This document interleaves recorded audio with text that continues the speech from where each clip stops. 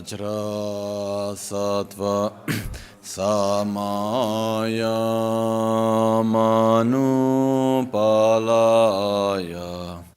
Vajra Sattva Teno Tishtra Ridro Soto Kayo Me Bawa Supo Kayo Me Bawa Anurakto Me Bawa Sarva Siddhi Me Prayatsam Sarva Sutsame Citam Shriyam Kuruhum Ha ha ha ha ho Bhagavan Sarva Tathagata Vajra Mame Munsa Vajra Bhava Maha Samaya Sattva Ahum Pe Sangye Chedan Soge Chonam La Chanchu Pardo Dani Kyapsu Chin Dagi Jinso Gibe Sonam Gin Drola Pinchre Sangye Druparashu Sangye Chedan Soge Chonam La Chanchu Pardo Dani Kyapsu Chin Dagi Jinso Gibe Sonam Gi Trola Pinchre Sangye Drupa Sangye Chedan Soge Chonam La Chanchu Pardo Dani Kyapsu Chi Dagi Jinso Gibe Sonam Gi Trola Pinchre Sangye Drupa Rasho. In the Buddha, Dharma and Sangha, I take refuge unto enlightenment. Through the practice of generosity and the other perfections, may I attain Buddhahood for the benefit of all sentient beings. This morning we were seeing the part of the text of Pabongkha Rinpoche in which it was explaining to us basically the reason why we should rely upon a guru. And once that part is concluded, it goes to the next step, which we have here.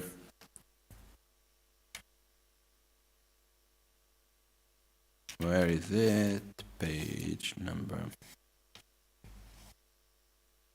It's quite long, this part of the guru, actually. In page 23 is the next part, which is my Guru is the Lord of kindness, the embodiment of all Buddhas. So the first part is actually regarding why we should rely upon a Guru. Then comes the next part, which is quite long, which is saying how to do that. And this is also happening because, especially nowadays for us, it's something a bit delicate because very often we have no idea really what is a Guru, how to rely correctly upon the Guru, what's the right way of relation, and so on. And as I was saying yesterday, this is some types of teachings that very often in the West were not taught. They jumped. It's very common that arriving at this part of the teachings, the teachers would just jump to the next point. And even though very, very great teachers, so really they had a good reason to do that, which was that in the context in which they were, if we start talking about the importance to how we should rely correctly upon the Guru, looks like, oh, you need to treat me as a Buddha, you need to do this and that, and so on towards me. It looks like I want to be important. That's not the point. The point is for each and every one of us, for our own path, what we need to do. Okay, so for me, it's a way of looking at this together, being together on this. At the same time that here in the West is something quite new and we need explanation, I believe exactly because it's something difficult, we need to approach it. Otherwise, if it's something so important and at the same time is difficult for us, Then if we never approach it, then it's become even more far away and more difficult as time goes by. So I think it's very important. And it was also not easy in Tibet, I suppose. Otherwise, Lama Tsongkhapa and many other great masters would not have spent so many pages and pages and pages and so much time talking about this subject. Okay? So, here we have, we're very lucky that we have the way how Pabongkha Rinpoche expressed it, which was the process for himself to develop this state of faith and respect and gratitude and so on. So, when we say, okay, we need to rely correctly upon the Guru, what do we mean by that? Okay? So we have the words of Pabongkha Rinpoche, through which he's sharing his own process of understanding and his own process of analysis in order for him to induce himself into the state which is called relying correctly upon the Guru, which is an inner state. It's not an idea, it's not a concept. Okay? So I think let's go through the text a little bit more. So, the next point is basically how to rely correctly upon the Guru. Okay? And when we talk about how to rely correctly upon the Guru, it means which is the inner attitude that I need to generate in relation to my Guru. And actually, no, I just make one bracket in between, I didn't say in Italian. We should also learn how to rely correctly upon our friends, how to rely correctly upon our husband or wife and father and mother and everyone else. There is a good way of relating to each other. Okay, it's not that it's only to the Guru. We can learn how to relate in a, healthy way to each one of them. No? I just say this in Italian, 1 second. Una cosa che ho aggiunto in inglese e che è importante, quando si parla di come affidarci correttamente al Guru, non è un aspetto che noi dobbiamo solo imparare ad affidarci correttamente al Guru. Esiste un modo corretto di affidarci all'amico, al marito, alla moglie, al padre, alla madre, al figlio. Esistono dei modi migliori in cui relazionarci con ognuno. Quale sarebbe il modo ideale dalla parte nostra di come relazionarci con ognuno? Questo esiste. E se noi imparassimo un po' a coltivare questi modi, anche sarebbe più facile le varie relazioni che noi abbiamo, no? Che chiudo parentesi, ritorno.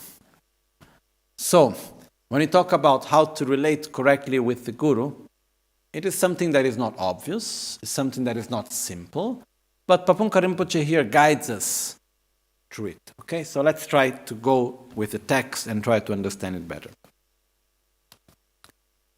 So here in page 23, he says, I will just read the Tibetan together, okay, so that we move on with the transmission. Dagi lama kadringi nga da sangye kungi ranso, lama idan so sangye ngo, sangye kungi yeshe gi, ranso ditabu, rangi ngo su jagyo yoba yangawala. Shidro ramjangi tushi, losan tuban dorje chang, da drempe chirdu tameba mi in nambar jompa, dagi nangor tameba ditar nangyans, tentu, sangye kungi yeshe gi nyingpo suksu röpa, dagi kok,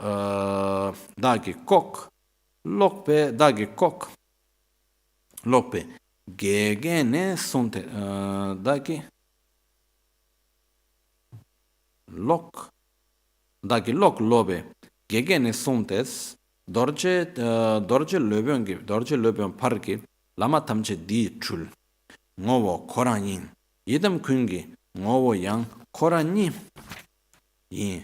Lama tametu tonyas, tome gi champe tongsu shing, da truwe nawar, chartsu di kala dren, te le, marpa so dorje chang, gi sala shukyan, chi tsul lame tsu yang meba teres. Tena, dagi lama diyang, rangi kalngo tong tsu tsamles, tuntu sange ngo rang tu tak chös. Rangi tongwa chi pakpa tsami. Sange kungi yeshiki ransu mi pakpa jone jomba nis. Mi pakpa gyomba yang dagi tön kone chirin. Mi pakpa gyonas dagi kala jals. Mi pakpa magyona dagi kala jals. Yeshe jinye gi kyaba kui kyapkyans. Kui kyapkyani tenye kyaba sok mi jalwe jal mi tup chambungi chamgo kyomba shinos. Okay.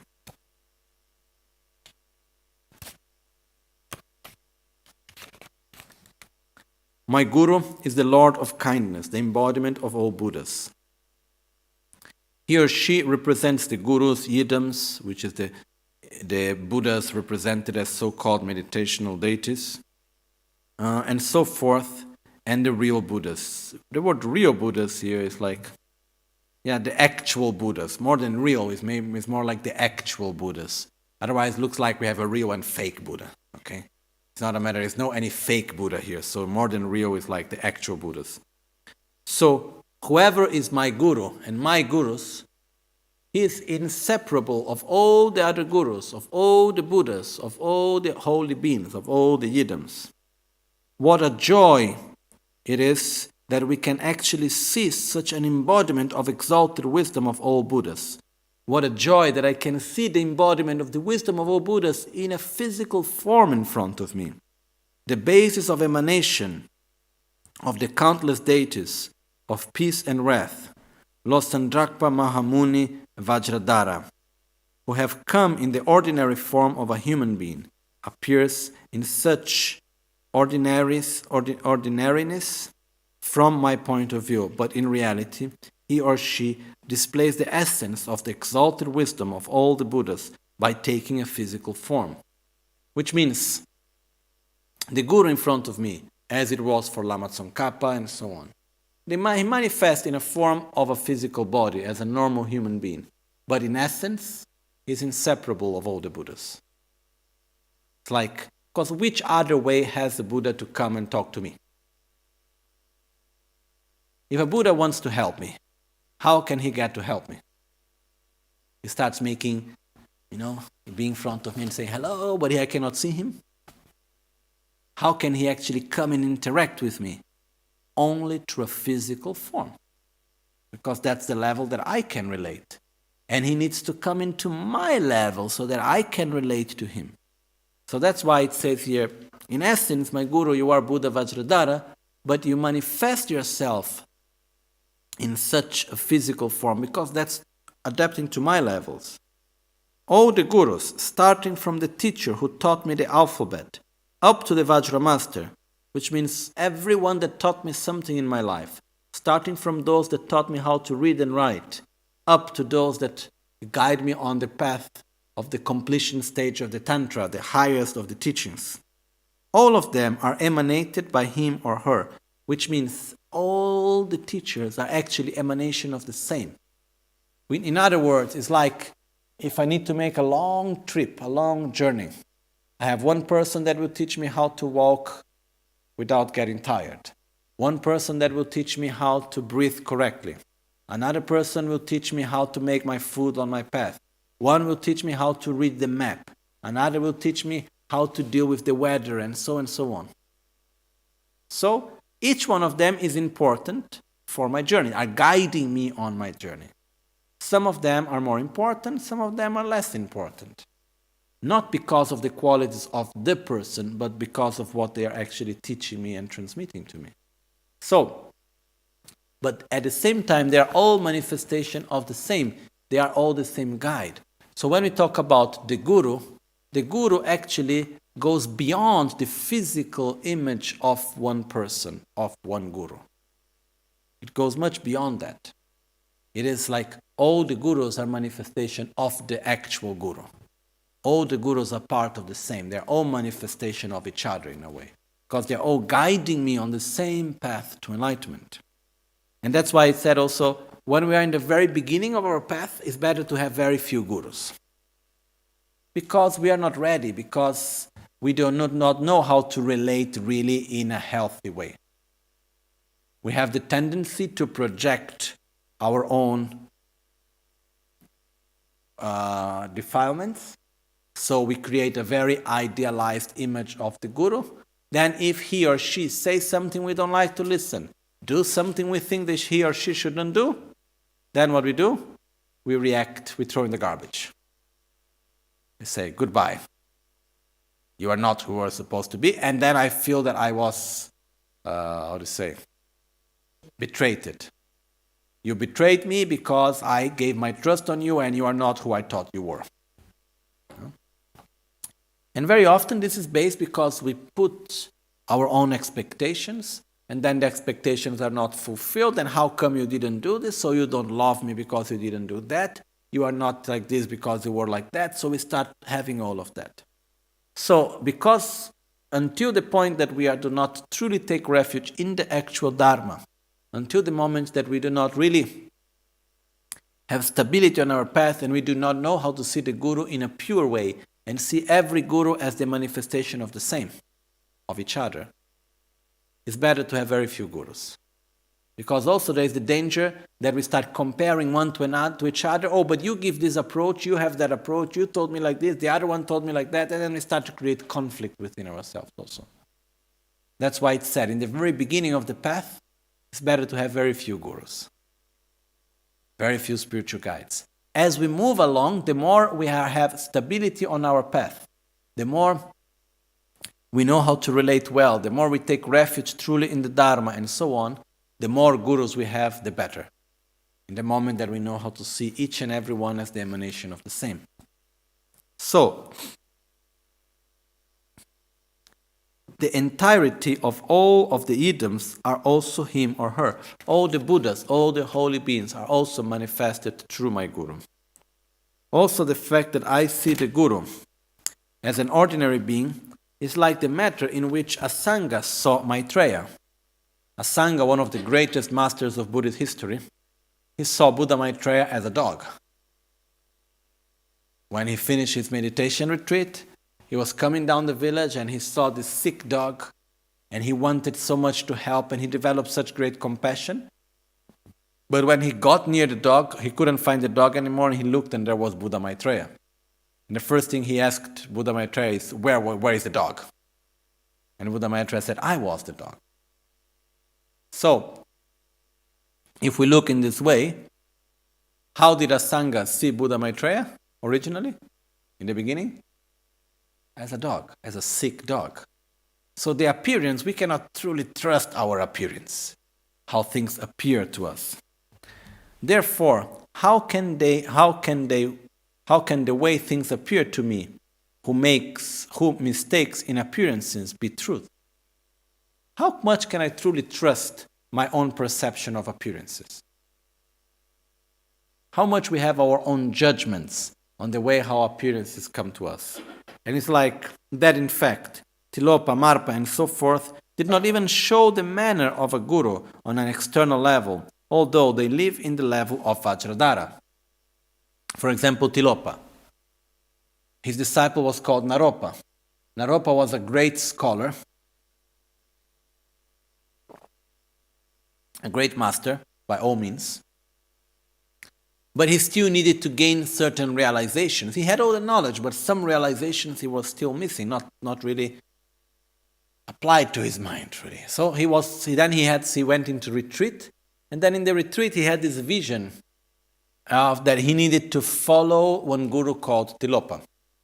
And he went around in India to look for Tilopa.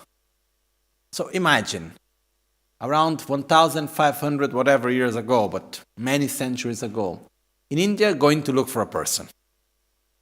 He didn't have Facebook or Google. He was not checking, Master Tilopa or something like that.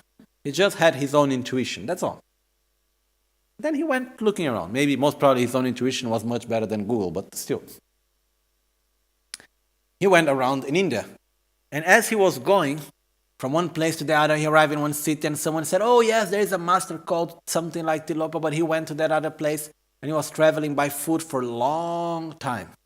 Then one day he was very tired of his journey and not finding, and he was quite desperate of not finding the Guru. And then he was near the bank of a river, and then he saw by the bank of the river one man, which was naked, with his body full of ashes of the cemetery, and the hair like the dreadlocks, like the sadhus. And he was fishing, taking out the inner part of the fish, eating this and throwing the rest out. Then he looked at it and he felt disgusted and he said, what a poor man, look what a stupid man, poor man, what in ignorance, killing all these fishes and not even really eating it. What a negative karma, And he was like judging him in this way. And as he was thinking this man as he just think this, his man just looked, turned to him, and he said, I'm sorry that this man, this poor, stupid man that is doing such negative actions, is actually the one that you are so much looking for. And then he got, wow, this is Tilopa. And then he went after him and saying, oh, you are Tilopa. And he would never say, yes, I am Tilopa, And then he was going there, and then Tilopa would say, oh, if I had a disciple, he should be doing this. And then he was saying, oh, how? And then he would go and do. And he would ask the most crazy things. Like, if we take the book, there is a biography. But like, there is a point in the watch, there was a big, like the queen was coming with all the entourage, a big procession with one of the queens of one of the Maharajas of the time. And then he saw the procession far away, and then he looked and he said, yeah, if I had a disciple, he should go there and squeeze the breasts of the queen. There was Naropa. He went there and he went and squeezed the breasts of the queen. And what happened to him? He got beaten by all the guards, and he was thrown by the sides, all broken apart. And then Tilopa would look to him and would say something like, there is no suffering, there is no pain. And then he will get cured of all the pain. And then another time, there were many times. Then there was a time when there was a big cliff. Then he said, if I had a disciple, he would jump from here. Then Naropa looked and he said, that's tall, that's high. But okay, if I get all broken after, he would just come and say there's no pain or suffering and I will get cured, no? So he went and he jumped, and there he was all broken down. Then Tilopa passed, looked at him, didn't say anything, let him there. Then came back after some time when he had realized what he needed to realize, and then he said there is no pain, there is no suffering. And the point is that in the secret biography of Naropa, he tells about what were his inner experiences at each and every moment of this. And he was, every moment that he had his most crazy experiences, One of them was in the very beginning. He was coming and there was a moment where there was a big part of cow dung, And I say, if I had a disciple, he would just jump with his face in the cow dung, And there he was, all the face in the middle of the shit. But at every moment that he did his most crazy things, he would realize something inside that before was only conceptual. And he would have the highest of the realizations. That's the power of this guru-disciple relation. And so they say, from the appearance point of view, Tilopa was not at all in the normal appearance of a guru, but at the same time he was a Buddha, he was a truly realized being. Marpa also, his appearance together with Milarepa was not very conventional at all, but he was again a fully realized being. And like this we can go on and on. There were many examples in history, also in our present days, of people that appeared as a very normal or non-conventional, but actually were highly realized beings. Okay? With many different examples of this. So, we cannot truly judge by our appearance. We cannot trust how we perceive things truly. Therefore, even the present guru that we have is also a mere viewpoint according to our fortune, which means the guru that I see is a reflection of my mind or not. Yes. Not only the guru, everybody around, okay? In other words, the reality in which I live, is it objective or subjective? It's subjective, even though we see it as if it was objective. But as it is subjective, it's a reflection of my own projection. So, the guru that I have right now, the person that I have in front of me, independently of whatever, it's a reflection of my own way of seeing and perceiving. So, how much can I truly trust that perception? But in reality, it is definitive that he is an actual Buddha. What we see is only the external skin. He is the very embodiment of the exalted wisdom of all the Buddhas, who has descended among us by wearing human skin. The fact that he is clad in human skin is also only for our sake. If he did not wear human skin, how could we see him? The real fact that his exalted wisdom pervades as many phenomena as there are, and those phenomena being pervaded by his holy body, is not visible. Therefore, we cannot see it. It is like the dancing master who wears a dancing costume. The dancing master is in all the different, characters of the dance, but he's just changing the clothes. No? Similar to that, the Buddhas, they manifest in many ways. It's always the Buddha, it's always a pure being, but he's manifesting according to the needs and capacities of those that need to be guided. First, one can establish one's own principal guru towards whom it is easy to generate faith in as a Buddha. Later, it is easier to generate faith towards gurus by thinking that they are emanations of him or her. Then there will be the feeling that if all the gurus are integrated into one, that's a very important point. We need to integrate all the gurus into one. We need to feel that is the actual guru that transcends the mundane image that we have, is our guidance to enlightenment, from life to life, is our guidance to enlightenment. That's an important thing. It goes beyond the momentary mundane view that we have. It goes much beyond that. At that point, even if one developed some disrespect to other gurus, it would be easier to cease being disrespectful by worrying that it was as if one developed disrespect the principal guru. Also, just as Panchen Losang Chögyal Gyaltsen in the prostration verses of the Guru Puja mentioned, we prostrate to the jewel-like bodies of you, O Guru, at the lotus of your Vajra feet, who, through compassion, bestow in an instant even the states of the three bodies, which means the gross, subtle, and very subtle pure bodies of a Buddha, the sphere of great bliss. How can he bestow the state of the three kayas, the three enlightened bodies, faster than the other Buddhas, if the Guru himself were not a Buddha? The Guru that we have must be an actual Buddha, because Vajradhara promised to descend by manifesting himself as a Guru during the time of Kali Yuga, during these degenerated times. Buddha Shakyamuni, in his teachings of Tut Tantra, so as we call Buddha Vajradhara, he said very clearly, I will come and I will guide sentient beings in the form of the Guru during the times of degeneration. So, therefore, there is no doubt that he has manifested himself as my Guru. Who? Buddha Vajradhara.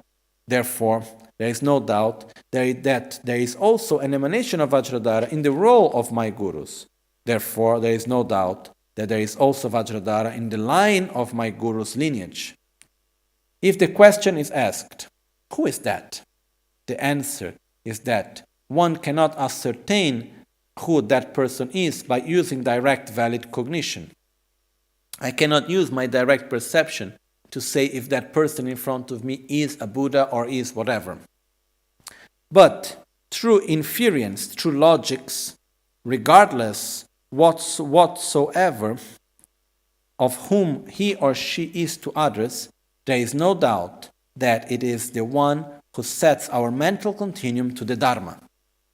There is one thing that there is no doubt about my Guru. He is the one that directs my mind to the Dharma. That's sure enough.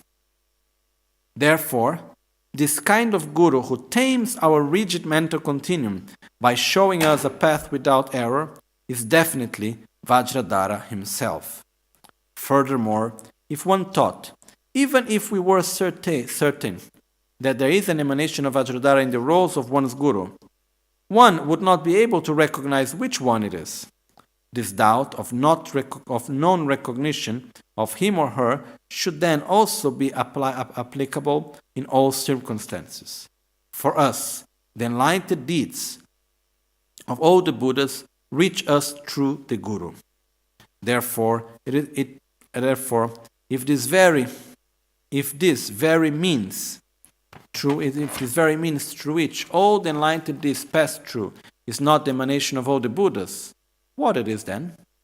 The enlightened deeds of all the Buddhas reach us in dependence on the Guru, just like the analogy of the magnifying glass, through which the heat of the sun, it's all gathered and can make fire through a magnifying glass, that it directs everything.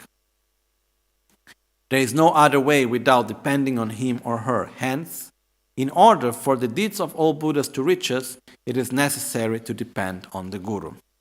Furthermore, there is no way that all the Buddhas can depend on an ordinary person regarding their deeds to be performed. Similarly, it will also be impossible that they rely on bodhisattvas, hearers, solitary realizers, and so forth. Therefore, it is certain that the means through which to pass on their deeds has to be an emanation manifested by them. Therefore, it is indubitable that our present Guru has been emanated by the Buddhas as a means for all their enlightened deeds to reach all sentient beings. It is like the Buddhas themselves who, for the unruly ones, emanate a child younger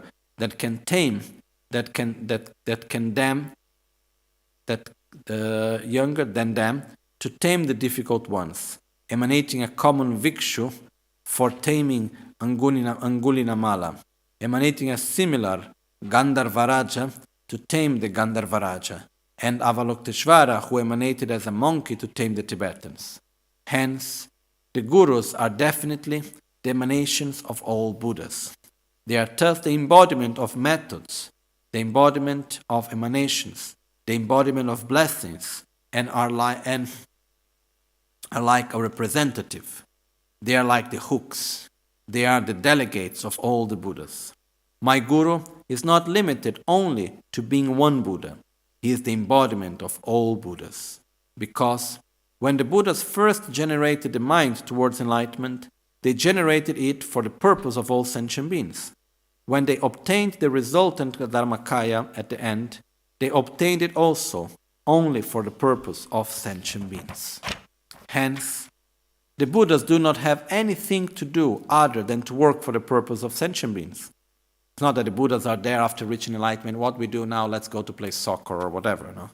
They really need to. The only function of becoming a Buddha is to help sentient beings. Therefore, today all Buddhas work for the purpose of sentient beings.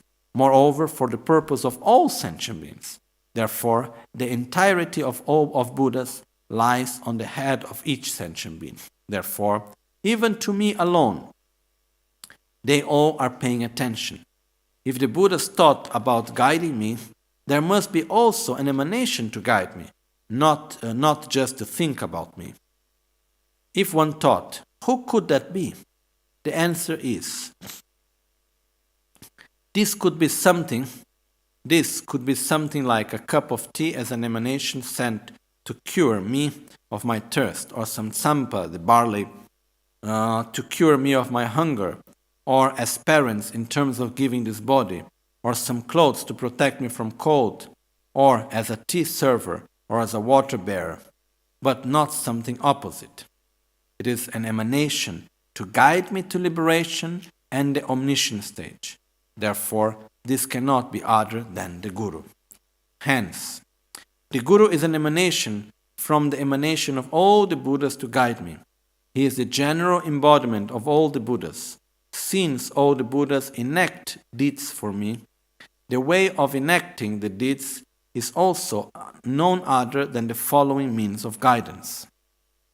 These are words of Buddha himself. Buddhas cannot wash away our negative karma with water. They cannot remove the suffering of migratory beings with their hands, nor they can transfer their realizations to others. They liberate us only by showing reality and truth. Therefore, they teach the Dharma.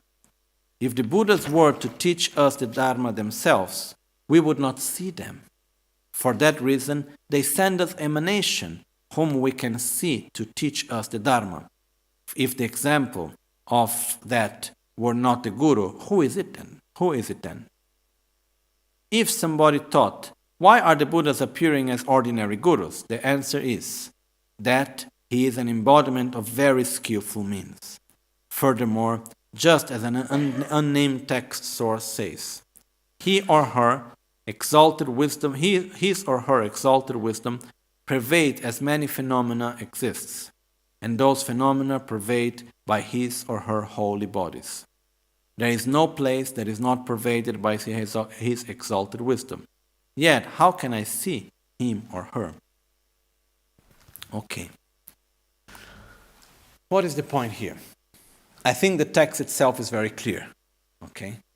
But the point is that Pabongkha Rinpoche, through the text, is inducing us into developing a view of our Guru as a pure Buddha.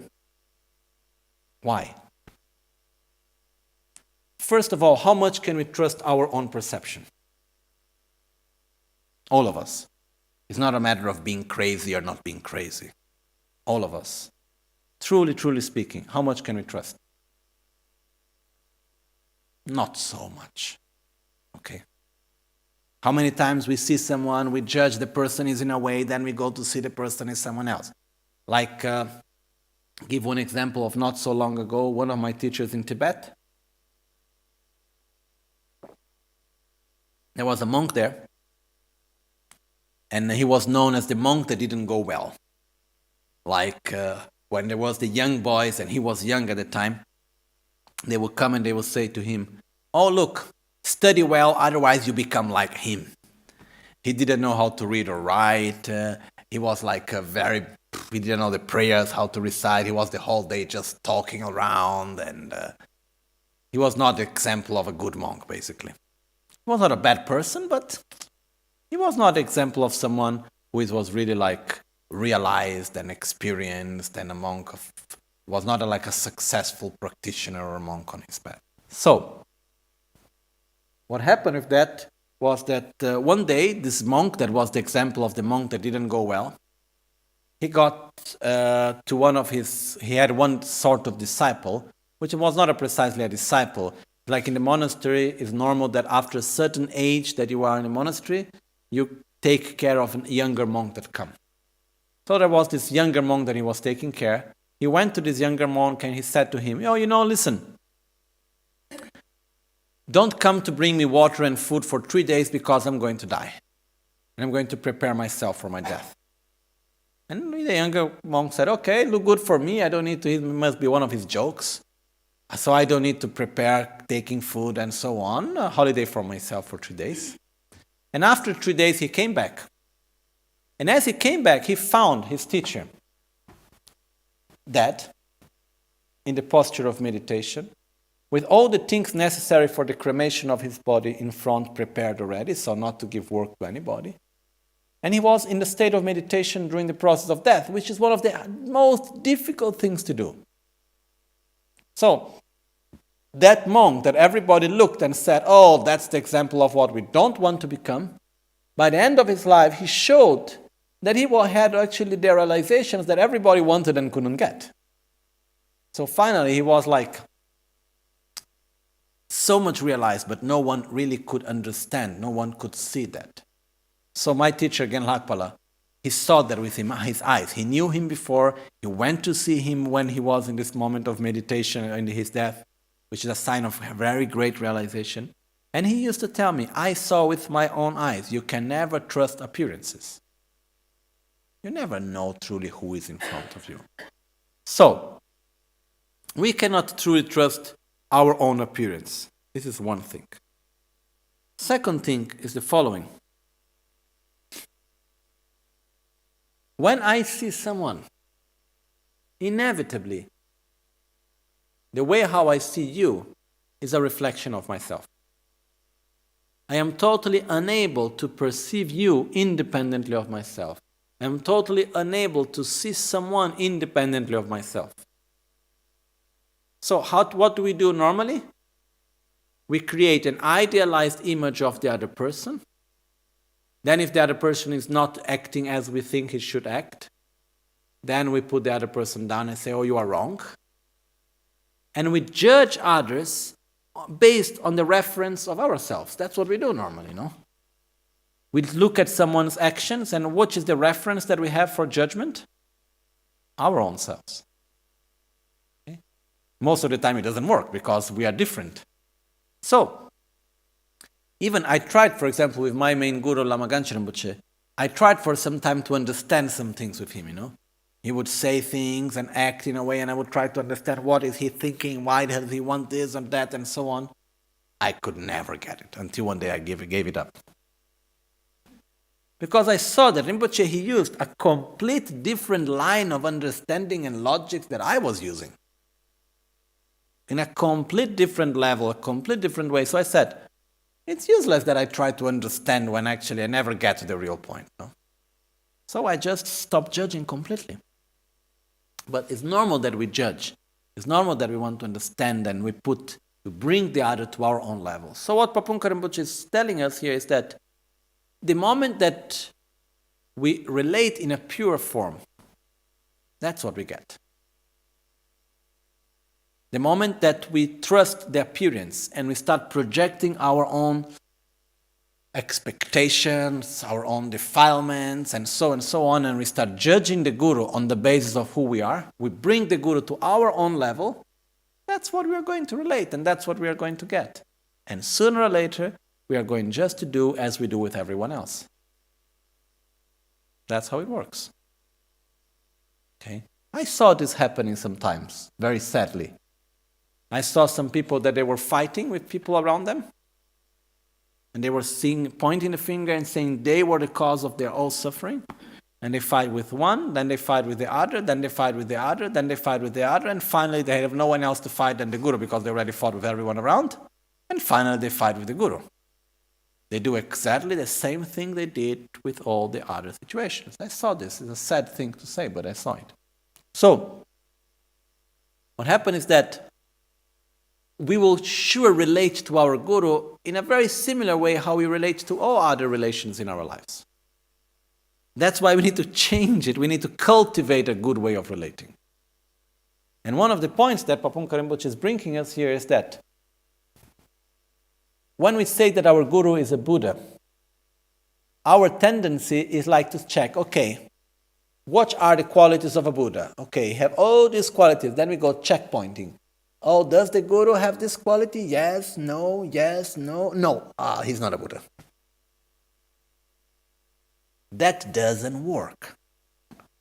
First of all, I cannot even judge if he has the qualities or don't have the qualities because they're inner qualities. First thing. I'm not able to do that. First of all. Okay?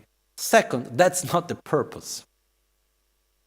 The purpose is I relate to him as being a Buddha. I am the one receiving the benefits. And this is not meaning, because what we question that we put, which is strange, it's like, when we say, but is he a really Buddha or not? We are asking ourselves objectively, is he a Buddha or not? Because we are attached to an objective reality, when our reality is subjective and there is no other way around. So it's better to live in a subjective reality that is beneficial for us than living in a subjective reality that is harmful to us. This is very simple and clear. But some people may see this as being deceived, as being living in a fake way, when nothing is truly real and solid as we expect. No? When we project our own defilements on the other person, is that real or is that fake? In the sense, does the person objectively have that characteristics, or is our projection in part? It's also our projection. So, what is so real about that? Nothing. So, the point here is, which is the way every Buddha, when reaching enlightenment, what is their goal? To benefit others. Which is the way how Buddhas can benefit others? It's not by giving water or helping with food, maybe in some cases, but that's not the main way of helping. What is the truth way of helping? Taming the mind, changing the deeper habits through the Dharma. And Dharma, we don't mean necessarily Buddhism. Okay?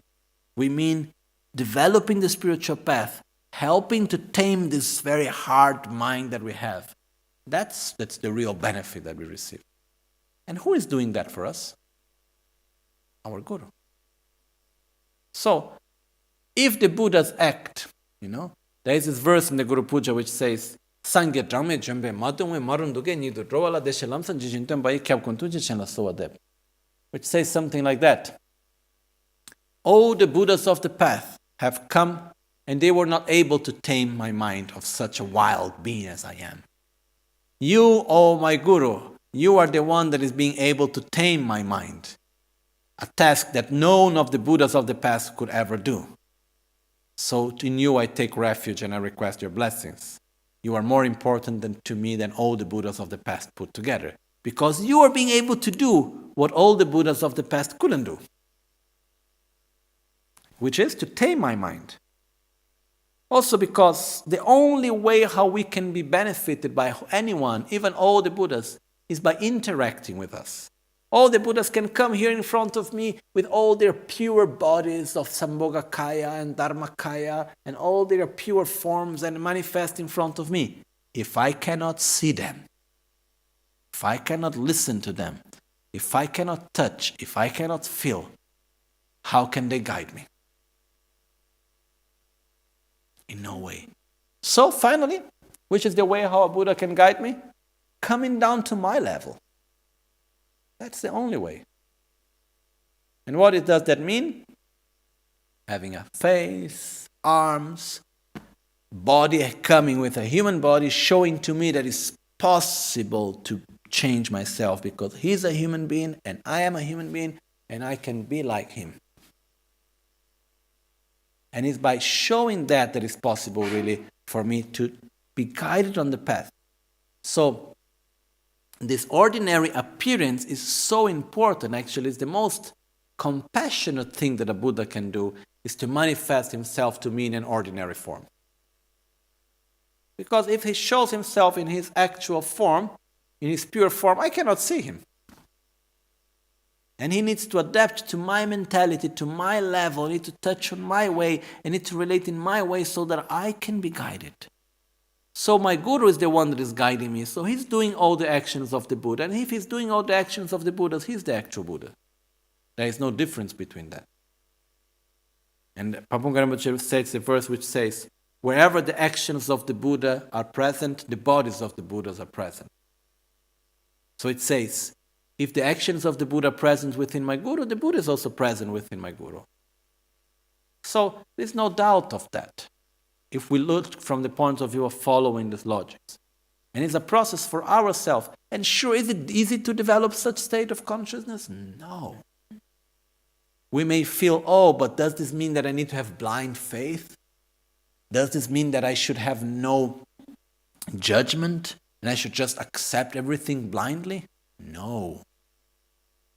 First of all, before truly relying upon the Guru and making such choice, it's not something that we do from one day to the other. We must have experience, we must see, and so on. Then once we truly trust, then we need to develop the deepest of the trust. Because that's important for us on our own path. Not for the Guru, not for him. For him, okay, have faith, don't have faith. It will not change much, It's important for us. It's important on our own path to develop trust. And one of the ways how Pabongkha Rinpoche is bringing to us, which is the way he used for himself, and is taught in many texts, is to see our own Gurus as the emanation of each other, and all of them as the emanation of all the Buddhas and all holy beings, as being inseparable. Maybe for some of us, it would be more powerful to see the Guru as just a normal human being that have developed the qualities that I want to develop, and he's the example of what I want to become. For some of us, it may be more easy to develop faith and gratitude and trust by seeing him as a more human than a sort of a Buddha. Okay? So we need to adapt this process of logics and inducing ourselves to this state, because the objective is to develop this deep state of trust, in which we say, okay, I am with you, please help me, please guide me, we go together on this path, and I have no doubt whatsoever in it. That's very important. Okay? So, It's not easy. It's not obvious. It's not quick that we develop this. It's not only because of our culture nowadays. It's something that comes from generations and generations. Like centuries ago, this problem was still there. And it's something that we develop as we go along the path. Also, one other point for me very important is that the people that I have met, in my own experience, that for me are people that represent qualities such as wisdom, stability, understanding, knowledge, and so on. The more I saw these people with such qualities, the more respect and faith they have to their own gurus. And normally, when the people are like no much with more ignorance, seeing everything in a very gross level, not much understanding about things and so on, not always, but often are the people that mostly will point the finger around and start judging others, including the most holy beings. Sure, there are many people with great knowledge that at the same time they are also always judging and so on, that cannot truly entrust themselves. This is also there. But if we look, who are those that really are an example of faith and respect and gratitude and trust and so on? Are those normally that have really higher qualities that we want to develop also. So I think that's the best example that we need to follow, no? Because if it was the other way around, then it would be a little bit worrying, no? If it was like, okay, when people start to develop great knowledge and great experience and more wisdom and so on, then they start having less and less faith to their teachers and so on. Okay, then maybe it's not so intelligent to have so much faith. But it's the other way around. When we look, the faith, the respect, the gratitude that Rinpoche has towards his gurus, I think if we put the one, just a way of saying, but if we put the faith and respect that we all have together, it's not half of what he has, from what I could see, in many different occasions. So it's such a strong example on that. So this is just another point, just to say it's important for us to cultivate these qualities, to cultivate this inner state of faith and trust. And one of the ways is recognizing our guru as being inseparable of all the Buddhas. This is in order to protect ourselves from our own negative judgment. This is one of the reasons of that.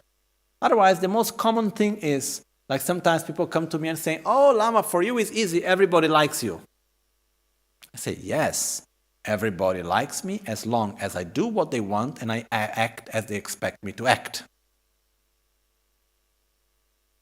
In the moment that I do what they don't want and I act in a way they expect me not to act, then I want to see if they really like me. Okay?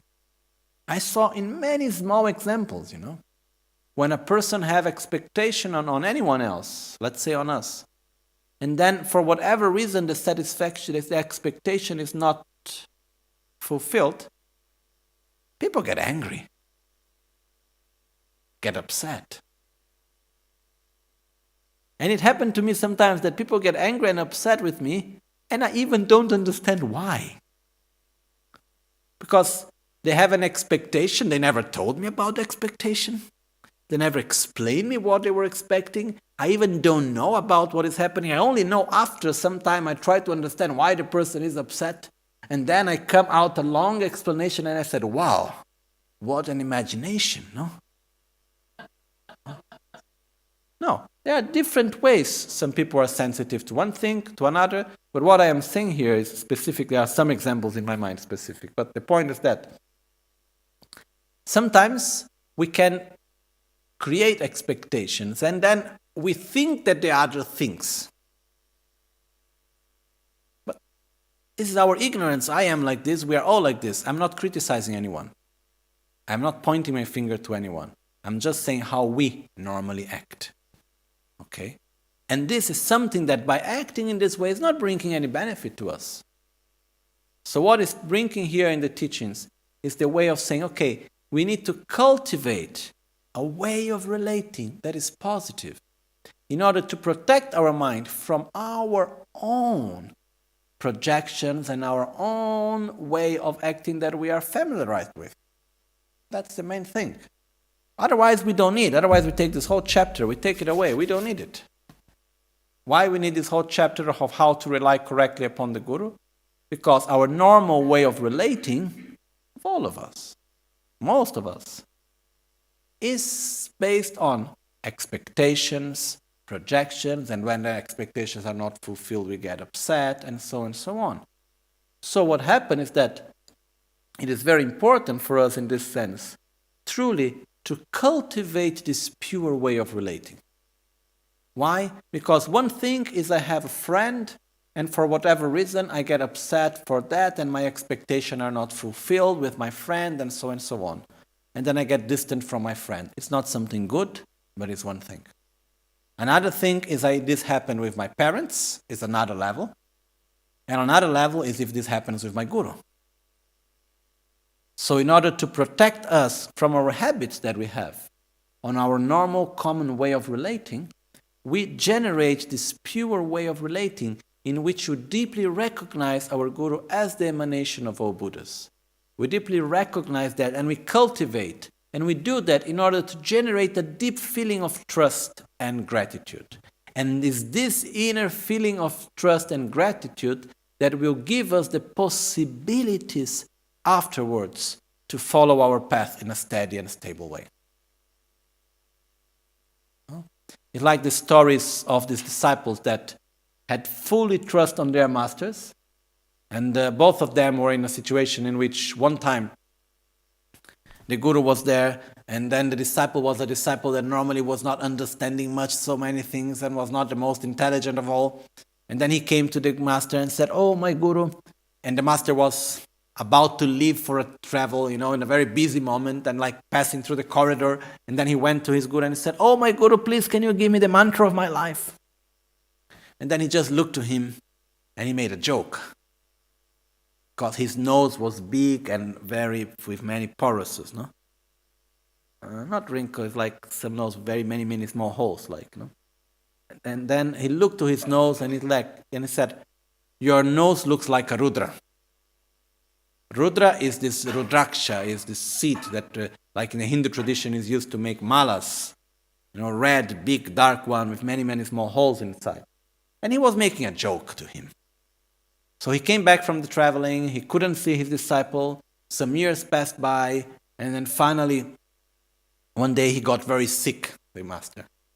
And he tried everything. He had a very bad infection in his throat, and it was full of pus and blood, and a very bad infection there. And so they tried in all different ways, nothing was really helping. So one of his attendants said, "Oh, look, there is a healer in one of the villages, and people say he's really good. Can we bring him?" He said, "Okay, let's try." So suddenly arrived this healer. He looked at him, he said, "I think I know who he is," but he was not making connection perfectly who he was. And then this healer arrived very respectfully to the master. He started concentrating himself. And then he started reciting very quickly, "Your nose looks like a Rudra, your nose looks like a Rudra, your nose looks like a Rudra, your nose looks like a Rudra, your nose looks like a Rudra, your nose looks." So he was saying, "Your nose looks like a Rudra." And he thought that was the mantra for his life, Most probably that was said in Sanskrit at the time, and Sanskrit is this language of mantras, so it could somehow fit. But the fact is that he passed the next years doing a retreat with "Your nose looks like a Rudra, your nose looks like a Rudra, your nose looks like a Rudra." And he gained healing powers with that. And he was able to heal people. So finally, the master understood what happened, and he started laughing so strongly that all the pus came out of his throat, and he was healed of the sickness. So this is telling the story of the power of faith and determination. There is another story, again. The disciple was not the most intelligent one, was the one that everybody was making fun of him around the other disciples, saying, "Oh, he doesn't understand anything." So what happened is that one day, again, the master was about to leave for a travel. In the middle of the corridor, on the worst moment, he went and he said, "Can you give me the practice of my life?" And then the master made again a joke to him, saying, "Meditate that a horn should grow on your head." He said, "Thank you, master." And then he said that, and the master came back from his traveling some months later, He couldn't see the disciple anymore. He thought, oh, maybe he got offended by the joke I made. How bad from my side. And then some months passed, years passed. Finally, 3 years passed, and he couldn't see the disciple. So one day he asked, oh, have you seen that disciple? Remember him? And people said, yes, yes. So they went to look around for him. Finally, they went to his village, and someone said, oh, he's meditating in a cave somewhere. Okay, so he said to his disciples, now go to the cave to look for him. Let's see how he is. Long time since we have not seen him. Maybe he was so upset about what I said and he ran away. Who knows what happened, no? So they there walking a few days to get to the cave. When they get there, they saw him meditating in the cave with a big horn in his hand. So they came back to the master and said, oh, he has a big horn in his head meditating there. And he said, oh, now I understood what happened. So tell him to come back here. But when they went there, he couldn't come back because his horn was too long. He couldn't get out of the cave. So they went back to the master again, a few days walking, and they said to him, look, your master, he cannot come back. Because they said, okay, tell him to meditate, that I told him that he needs to take out the horn now. So he went out, meditate, no horn, no horn, no horn. And then in 3 days, what took 3 years to grow, he was able to absorb it in 3 days. And then he went back to the master. And once he got there, he had developed such a level of concentration and clarity of his mind that he received all the teachings, he understood everything, and he gained realizations much earlier than all the other very intelligent disciples. So this is another example of the power of trust and faith. No? When we have true trust, when we have true faith, this is the door that opens all our realizations. The problem is that when we are judging with the finger, is he really a Buddha or not? We are expecting him as a Buddha to do something for us, and not us to connect purely and to follow the path. Okay?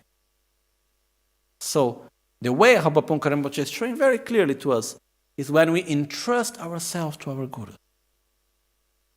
We say, okay, if the Buddhas are here to help me, how can they do that other than guiding me with the Dharma? And who is giving the Dharma? My Gurus. So they are inseparable of all Buddhas. And how much can I trust the appearance that I see? Very little. How much can I trust my own projections as I see others based on my own level? Very little. So I trust. I prefer to see my Guru as a real Buddha, as the manifestation of all Buddhas, other than seeing him, oh, he's like this, he's like that, because of this, because of that, and This is something that, by the end of the day, who is the one that truly receives the benefit? Ourselves. No one else. Okay. Definitely.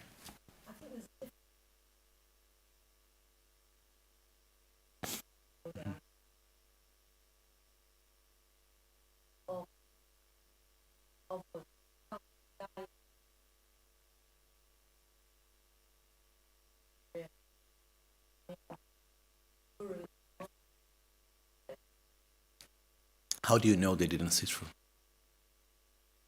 I also don't. The other thing is, no, but also there's, I mean, I was we're told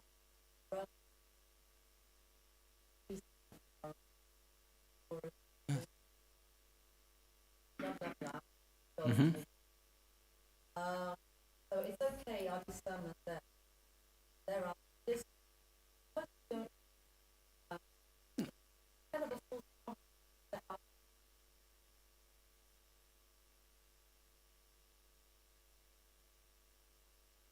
wouldn't it be, it seems also I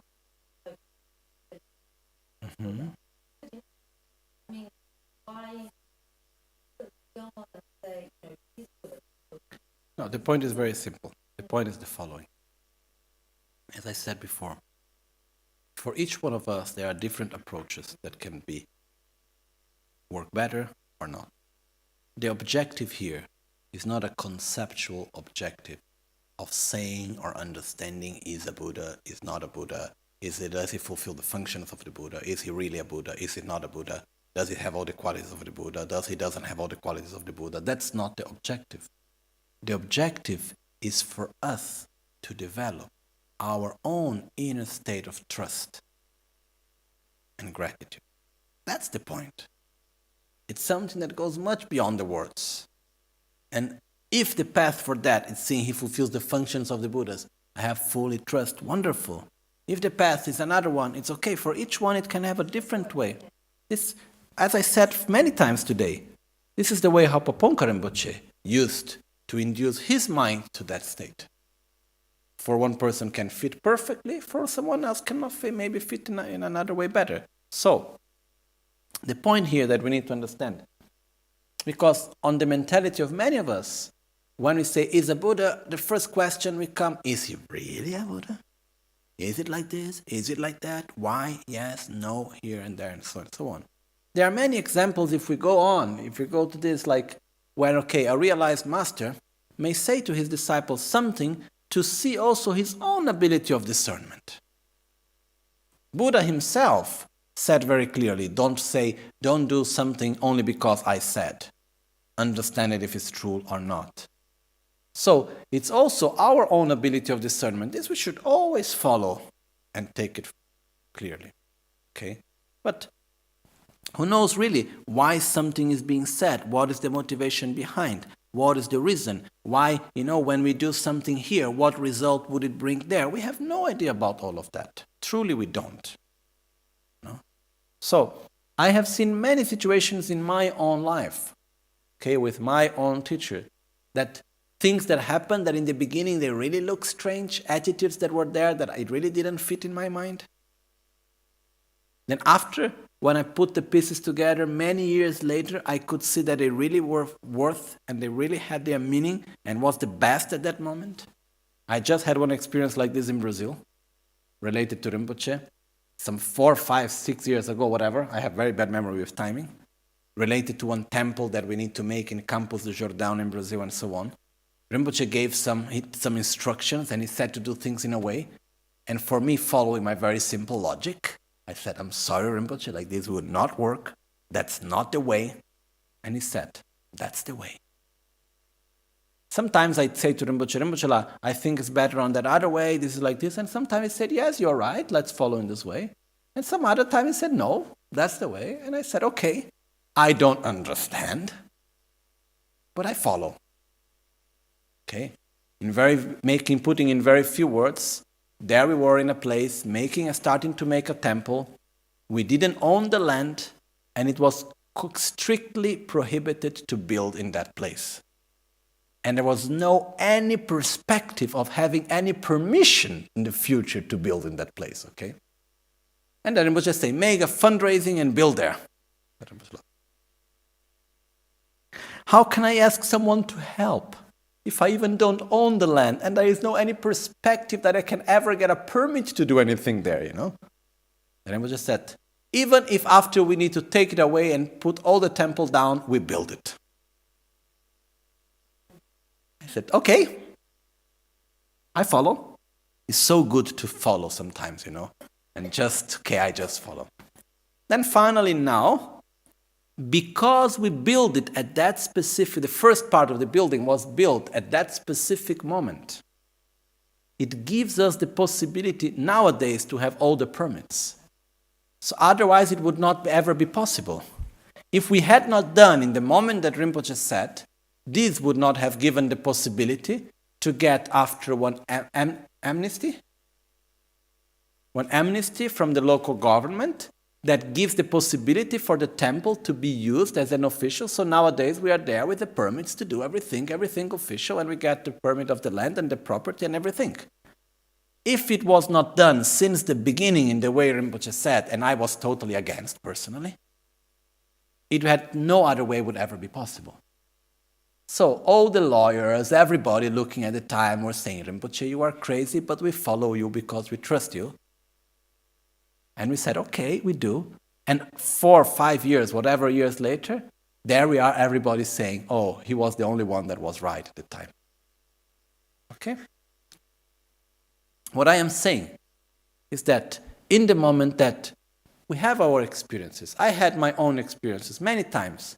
What I'm talking about is that my judgment is not, I can trust it up to a certain point. And I have had my experiences with my own gurus of that they were right, that they guide me in a correct way, even when it looked for me wrong. Finally looking afterwards, they were right. I had this experience many times.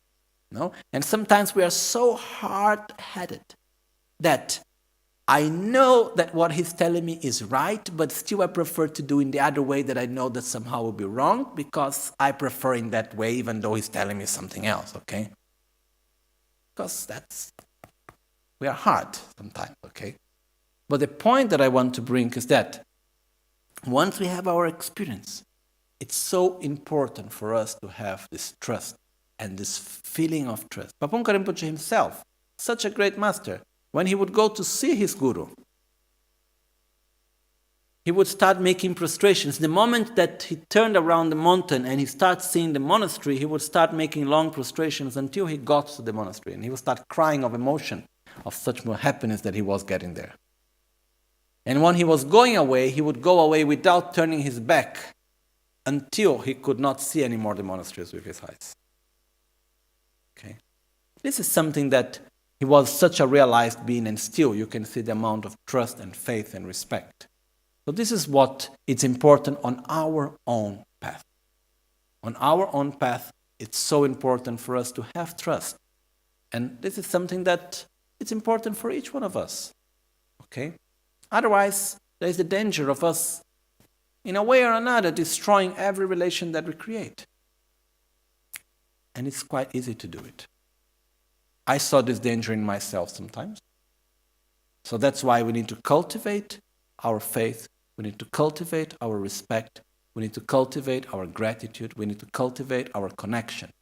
Because it's possible to lose it if we just let ourselves go by our own habits, mental habits.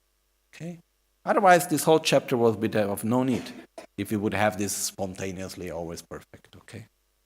It's normal that we go in a way, then we sleep a little bit, and we go back again. That's normal. Okay.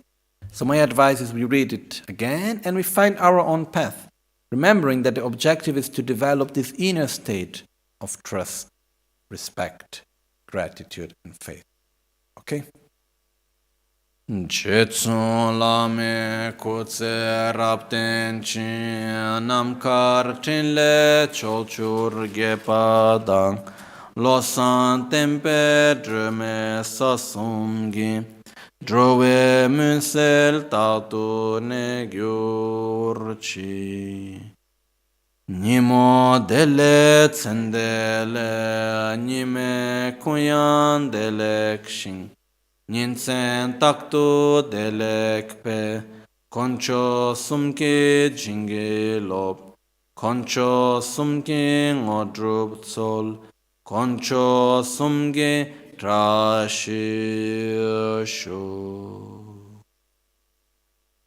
At dawn or dusk, at night or midday, may the three jewels grant us their blessings. May they help us to achieve all realizations and sprinkle the path of our lives with various signs of auspiciousness.